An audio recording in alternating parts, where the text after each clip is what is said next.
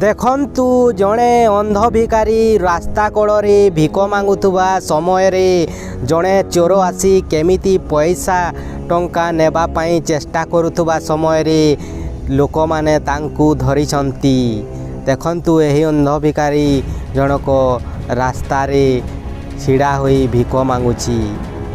ଦେଖନ୍ତୁ ସମସ୍ତେ ଯାଉଛନ୍ତି, କିଛି ନା କିଛି ତାଙ୍କୁ ଦେଇ ଯାଉଛନ୍ତି, କିନ୍ତୁ ଏହି ଲୋକ ଦେଖନ୍ତୁ ଏବେ କେମିତି କରିବ।